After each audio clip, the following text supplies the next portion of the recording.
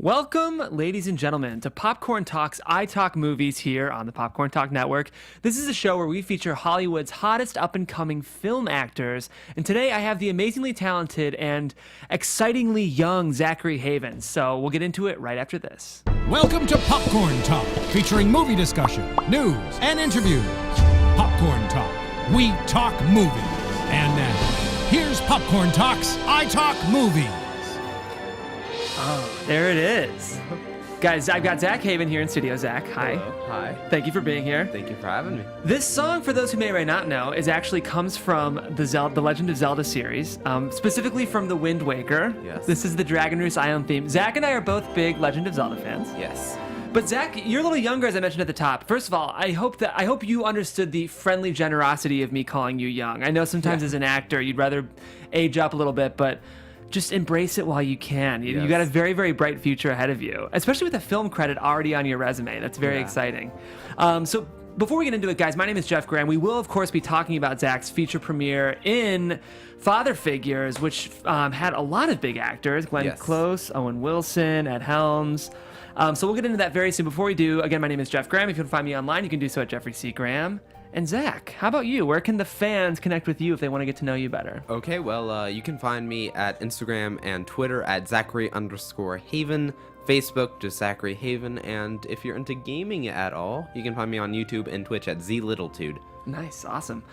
So you are a Zelda fan. Let's start by talking about Zelda because we're in it. Yeah. Of course, Wind Waker was like your first game. Yep. Okay, so that's a pretty good first game to start the series. Yeah. It does break my heart a little bit because in my mind, I'm a little older than you, Majora's Mask and Ocarina of Time represent the pinnacle of the series. Yeah. Of course, that has had a very healthy renaissance with Breath of the Wild. Yeah. Did you play through Breath of the Wild? Yes. Okay, see, I actually have only played like 4% of that game. See, I tried to 100% it, and then I just wanted to take a break and finish the story, and after I finished the story, a bunch of new stuff unlocked, and I was like, I can't handle this. It's so big. It's one of the biggest open world games out there. Yeah, and I'm not a huge like MMORPG open world guy, but I love Zelda so much, and I will say, from what I played, I really enjoyed it. It was just very difficult. It was compared to the other games in the series. It was a lot more difficult than the more recent games. Like Wind Waker was pretty easy, which is one of the simple things I liked about it. Yeah, for sure. But it was definitely a nice bring back to the older games. Absolutely. Yeah, that's what's interesting though is before we started, guys, at the top we were talking about Ocarina of Time, which for those of you guys who aren't gamers, we'll move on quickly, I promise, but I can't help but nerd out. It's kind of regarded as one of the best games ever made, but you were saying you didn't finish it because of the difficulty. Yeah. And yet you finished Breath of the Wild, which I consider to be a much harder game. But yeah, well, see, here's the thing. I always try to 100% games, and when I went into Breath of the Wild, I knew I wasn't going to 100% it. But when I went into Ocarina of Time, that was my goal, was to 100% it. And when I got to the Dodongo dungeon, I saw a secret room on the minimap, and I couldn't figure out how to get there, and that annoyed me so much that I just turned it off and I never returned to it. Fair. And here's what I'll tell you. I think I know what secret room you're talking about, and the only thing you're missing is a silver rupee. So go back to the game, play it again. And here's my encouragement, and you have to promise me this because we're doing this interview. Okay. Go back and play Ocarina. Don't worry about 100%ing it. Just beat it, and then go back and try to 100% it. Okay. All right, fair enough? Fair. Okay, cool. Well, before we bore all of you non-gamers out there, let's talk about, of course, our featured guest today, Zach. We're so excited to have you. I always like to start by just talking about you before this. So where you grew up, parents, et cetera, et cetera. Yeah, well, I grew up in Douglasville, Georgia, back when it used to be a small town before, Stranger Things was filmed there. Oh. Yeah. Excited to talk about that, but keep going. So I grew up there when it was just like a smaller town, and when I was young, we were in the car, and my mom was asking my brother what he wanted to do when he grew up, and they wanted to include me in the conversation, so they asked me as well. And out of nowhere, I just said, I want to be on the big screen. Nice. And they thought I would say something like a firefighter, an astronaut, a policeman, and I just came out with that, and so they thought we should give it a shot. So I took some acting classes. We really tried to see if this was something I really wanted to pursue, and after acting classes for a while, we learned it was, and I did like 1 or 2 films out there, and then after a while, we moved out to California. Cool. So did your whole family make the move out with you? Yeah, it was just me, my mom, and my brother. Nice. There you go. Very dedicated parents. I applaud you. And it's worked out very well. I was very, very impressed by the length of your IMDb profile. There's a lot of shows on here that I want to talk about, one being Arrested Development, of which I'm a huge fan, but I was so taken aback by the number of shorts that you have on your IMDb resume. Can you talk about where are those coming from? Who is producing these, and how are you booking so many? I mean, as an actor, you start off with the little things and then you slowly make your way up. And with the amount of things, as if you audition enough times for certain roles, you'll end up booking enough roles, and somehow they'll just keep on adding on to the list and continuing. Yeah. So none of these shorts were like produced by you or... No. Yeah, I gotta say, I'm excited for your future because just the breadth of your IMDb work is very, very impressive. Before moving out to California, were you doing theater or any kind of on-stage work? No. So you've primarily been a screen actor. Yeah. What appeals to you about acting on the screen versus acting on a stage or acting in sketch, for example? Maybe it's... I don't know. I would probably say it's live audience, maybe. Or, just... You can actually really become someone else in a scene. You have the time before the scene to really get into your character. And I guess you get to really live that moment. Yeah, there is, I think, an enhanced subtlety to TV and screen acting versus stage acting, where I think you're right. And I think that's what a lot of actors say is I prefer stage acting because it's bigger and broader, but whereas film actors, they come in really close on your face and have to get... How do you feel about those close-up shots? Do you enjoy that or do you... They can get a little bit uncomfortable, especially if they're too close, but there are definitely some scenes where the close-ups are needed. Right. But it is kind of strange when you're talking directly to the camera as if it's the other person and you're just saying your lines directly to the camera. I was listening to an interview with Jennifer Lawrence today, who, of course, was in Mother this year, which I have yet to see. And to be honest, I don't know if I'm going to see it or not, just based on what I've heard about what the movie is. But I do like Darren Aronofsky a lot. But either way, 66 of the 2 hours of that movie are in close-up on her, which is crazy. So she was saying there was a lot of times that she would be having a conversation with the camera. How do you, as an actor, get in that space when you have a camera right here, you've got grips and crew people over here, and how do you do it? You kind of block out your own vision. Kind of, you block everyone out, you basically make yourself blind, and you just imagine the world around you. And you don't think of anything there, you just close your eyes, and then when you open them, you just imagine the world the way you think it would be.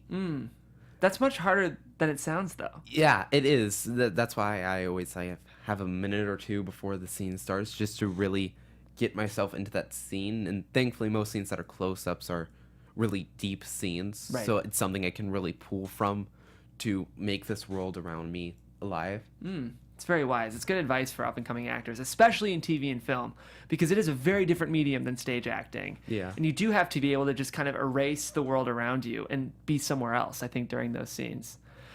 Speaking of some of your other work, I was very excited to see Arrested Development on this list.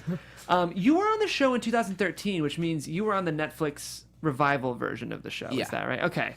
So I gotta say, I've been a fan, and this is another time I'm showing my age, but I was a fan of the show when it was on Fox and no one was watching it.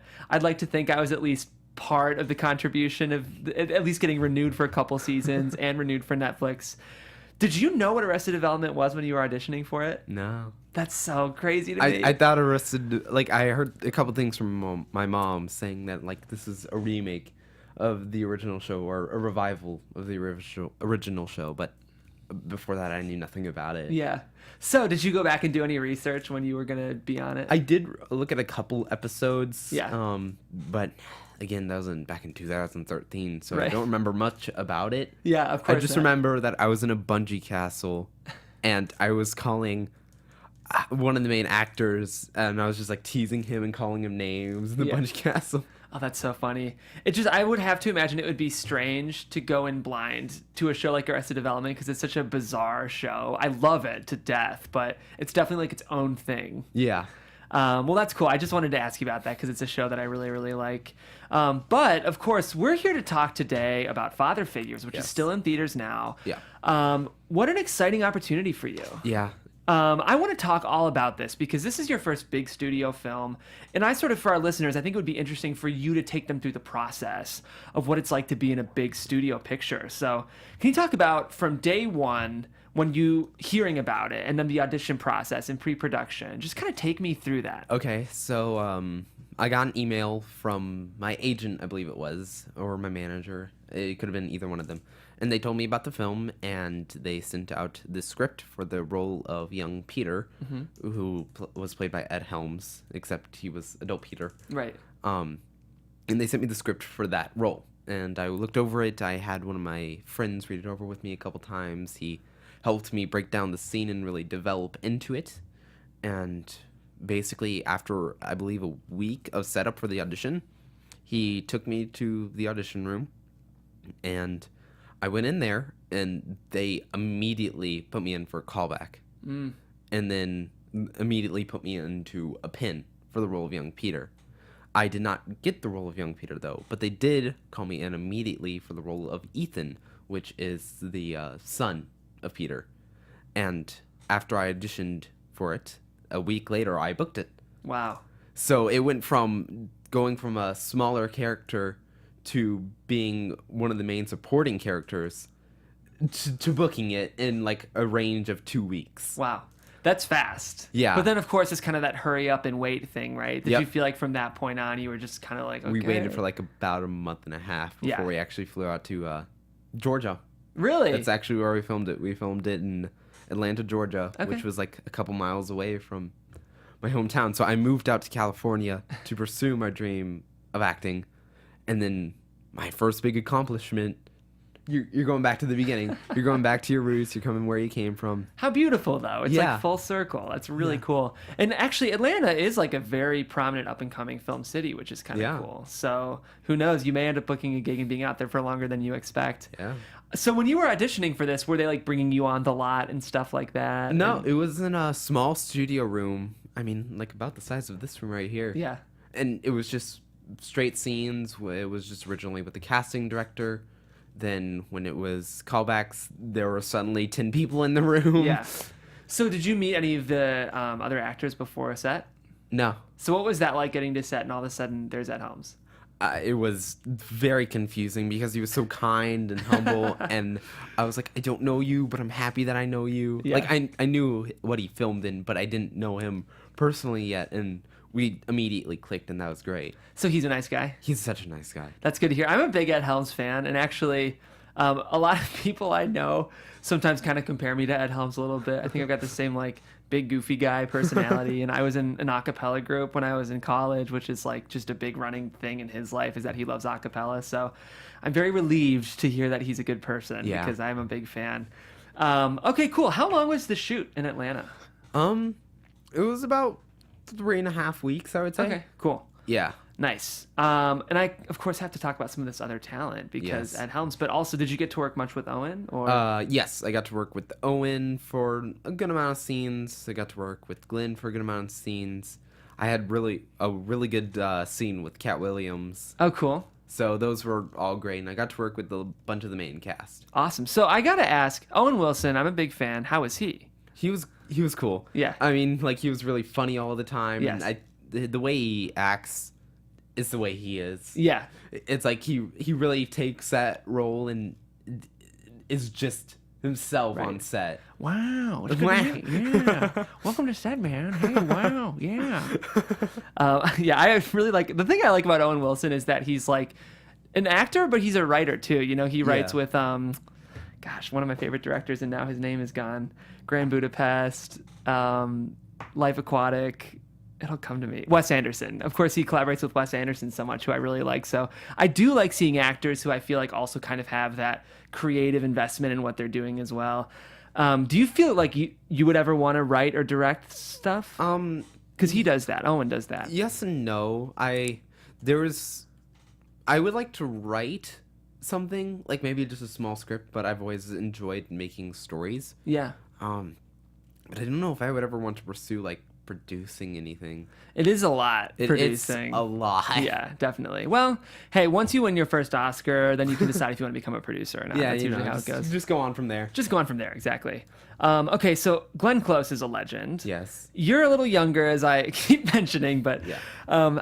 did you know anything about Glenn Close before this? I knew that she was in 101 Dalmatians. That's what I was going to guess. Is Yeah. probably your reference. Which she's great in that movie. She's Yes. a good Cruella. How is she? She was really nice. She Good. was so sweet, and she had her dog Pip with her on set. Nice. Who was the sweetest dog ever. That's great. And that was so much fun to be on set with her. I bet. So any like behind the scenes stories you have from shooting father figures? Yeah. Okay, let's hear them. So there was one scene where it was me and Ed were going back to our apartment, and he had a set of keys to get into the house, and attached to that key was some car keys. And after the first time we ever filmed it, like after the first cut, he asked the prop guy, is this a real set of car keys? And as soon as the prop guy said yes, he immediately set off the car alarm. Oh my gosh. And that just became a thing. After every time they would say cut, you would just hear went from like a block away. Oh, that's hilarious. And that was basically the 5 hours of filming that we did for that. Just That's great. It's fun to hear those stories. Yeah. So what was it like? Did you get to go to the premiere or? Yes. What was that like to go to a premiere? It was insane. First of all, I didn't know that it was premiering at the Chinese theater. Yeah. I just thought it was in a general like movie theater. And then I looked outside the hotel window, and it was the Chinese theater. Wow. And I saw all the posters at the red carpet right next to the Chinese theater, and I freaked out because Yeah. I've always wanted to be somehow related to the Chinese theater, and it finally happened, and I didn't know that it was going to happen. Yeah. And that was great. I'm sure. Yeah. How cool. Was it weird to see yourself on such a big screen? It was weird to see all of the actors all grouped up together, and like to see all the people that made this film a reality. Yeah. All in one spot. Yeah. Just in a different context. Yeah. Yeah. And it's like there were so many great people, and I actually had my first interview with you guys there. Oh, great. That's awesome. Yeah. I hope we were respectful and good. Yes, and you guys were great. glad to hear it. Okay, cool. So you've worked in both TV and film. Mm-hmm. What do you prefer? I gotta say film. Yeah, I'm sure. Yeah, I mean, because while the relationships you make in TV can become more true, it's the relationship you make on film is a lot deeper, I guess, if that makes sense, because you're both working so hard to make this scene really special and Right. memorable. And I don't know, just like the energy on being on a film set is just great. I've heard it described as just kind of like camp a little bit. Like you're all going somewhere. Yeah, it's a big group of people all going to one area, and then it's also not just one set. It's all around. It isn't just like one little set room. Right. You get to go so many different places. Yeah. Well, very cool. Well, I hope to see you in more movies coming up. Yeah. And having worked in both comedy and drama, do you lean one way that you prefer? Well, that's hard. I think I like comedy more, and that's just because you get to be a little bit more lighthearted and fun. But when it comes down to drama, you really get to become that person. Right. And whereas comedy is you just be that person, I guess, if that makes sense. Yeah, you sort of, I think comedy's more about delivery and hitting marks and kind of, but whereas with drama, you might be able to like disappear a little more. And really become your character. I'm sure there's times, I'm sure if you're working in a bunch of dramatic stuff, you're thinking, oh man, I'd love to have a comedy right now. And if you're doing a bunch of comedic stuff, you're like, oh man, I could use a richer, maybe a little deeper character right now. Well, that makes sense. So it's good you can do both, though. It's good you've proven yourself in both mediums, because that'll make you versatile. So obviously you're a younger actor than some of the other actors we have in here, which is very exciting. What is some advice that you have for other young actors out there who want to be doing movies with Ed Helms? I mean, you can't give up. I lived in California for 5-6 years before I booked. Wow. My first major film.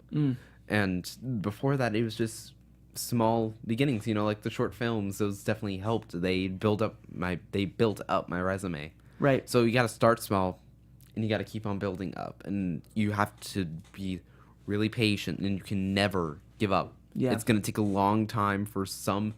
You might get lucky, and it'll take you a year in LA. For others, it might take you 10 years in LA. So you can never give up. What's the biggest misconception that either you or you think people have about Hollywood? Probably, probably like the easiness of it. Some people expect, oh, you live in California, I bet you're a movie star. Yeah. It's like, no, you really have to work for it, and it's not as easy as it seems, and it's not as clean as it seems either. Yeah, I always joke like Hollywood and the movies look so nice, but you go and it's kind of like, this is kind of gross. It's really dirty. Yeah, I agree. Okay, cool. Well, I would love to talk a little bit about your personal life. Obviously, we talked about gaming at the top. Yes. Both huge Zelda fans. What are some of your other hobbies? I see you're pretty into swordplay, which is very cool. Yeah, I really love swordplay.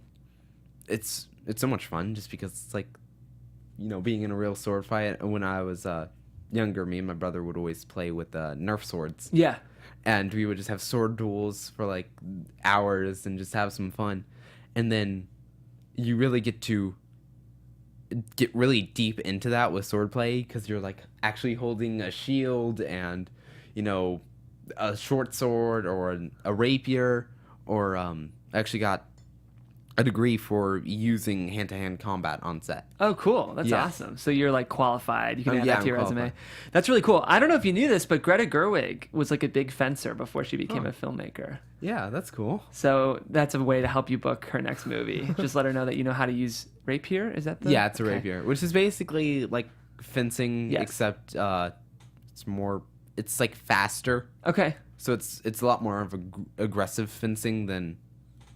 I think that was her thing, was rapier.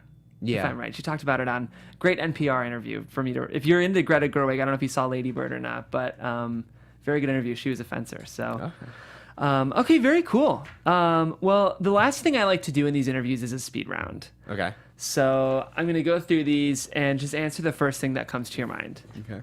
Favorite TV show? Stranger Things. Good call. And we have to talk about how it's filmed in your hometown before we end the interview. We'll do that. Favorite new movie this year? There's so many good ones. Father Figures. Fair enough. Something you're watching that maybe other people aren't watching? It could be a movie or a TV show that you'd recommend. Ooh. I listen to a bunch of Dungeons and Dragon podcasts. Do you really? Yeah. Okay, because we have a host here who hosts a big one. Or no, sorry, he does Magic the Gathering. Do you do Magic at all? No. Okay. But I would like to get into that. Fair enough. If you could sit down for lunch with any historical figure. Abraham Lincoln. Fair enough. Actor you most want to work with. Ooh. Eddie Redmayne. Ooh, good one. We haven't seen Eddie for a while, have we? Yeah, he hasn't appeared in too much, but from the films that he's done, he's amazing. Oh, and he seems like a really good guy, too. Yeah. He seems like he's such a humble... Man, it is time for a big Eddie Redmayne feature, though, isn't it? He's probably already filming one. I'm sure he's shooting While right we're now. talking, Exactly. he's like out there filming. Director you most want to work with? There's so many great ones. I don't know. Fair enough. And then, I don't know if you've seen a lot of movies this year, but if you were holding your own Oscars, what would you pick as your best picture? Best picture. It can be Father Figures if you want. I haven't seen many movies this year. You've been busy. I've been busy this year. Let's go with Father Figures. Fair enough. It's a good choice. Your publicist should, or the Warner Brothers PR should make sure that they see this. Okay, I do want to talk about, I totally forgot, you mentioned Stranger Things filmed in your hometown. Yeah. I'm obsessed with that show. So just you never got to see set or anything, did you? What do you mean by that? You probably weren't home while they were filming there, were No. you? So there's probably nothing. There's probably 5% of you that's like, of course I'm glad I moved to California because I booked this huge feature film, but if I would have stayed, I might have gotten to see the set of Stranger Things. Nah, California's great. Yeah, and yeah. It makes dreams come true, but Atlanta is slowly becoming Yeah. another LA, which is strange because before we moved out here, I was like, there are a few things in Atlanta, and then second we moved out here, it's like Atlanta is the new LA, and it's like, oh, okay. Well, hey, if you keep booking feature films, I think you won't have a problem finding work anywhere. So, anything else you'd like to promote? Father Figures is, of course, still in theaters, so you guys should all go see it. It's very, very funny. Anything else that you'd like to promote? Jukebox Hero is a film I was on, and The Escape Artist was another film I was on. Cool. I think one's coming to DVD soon, and Jukebox Hero is coming to DVD soon eventually. And The Escape Artist is already out, and that was great. It talked about a lot of social media stuff before it ever happened, kind of like how it's kind of controlling everything and how much people rely on it. Interesting. Before that was ever like a big part of it. Huh. It sounds like a smart movie. Cool. Well, I really appreciate you coming in today, Zach. Yeah. It was very, very fun. Guys, this has been iTalk Movies here on the Popcorn Talk Network. This is a show where we interview Hollywood's hottest up-and-coming talent, such as the very talented Zachary Haven. If you guys like these interviews, we have a bunch more. We've interviewed filmmakers, directors, writers, even editors on this show, so definitely worth checking out some of our other interviews. I also host a show on Fridays called the Unproduced Table Read, where I and a group of 6 other professional actors table read award-winning but yet unmade scripts. So that's on Fridays at either 9 a.m. for features or 10 a.m. for pilots, and we would love for you to check that out. If you want to connect with me online, you can do so at Jeffrey C. Graham, and keep staying tuned for Popcorn Talk's many, many, many more shows. Zach, if people want to find you online one more time, where can they do that? Okay, so Twitter and Instagram, Zachary_Haven, Facebook, Zachary Haven, and gamers, Z Little Dude on Twitch and YouTube. That's Z Little Dude? Yes, Okay, Z awesome. Little Dude. Perfect. Well, guys, thanks for being here. We'll see you next time here on iTalk Movies.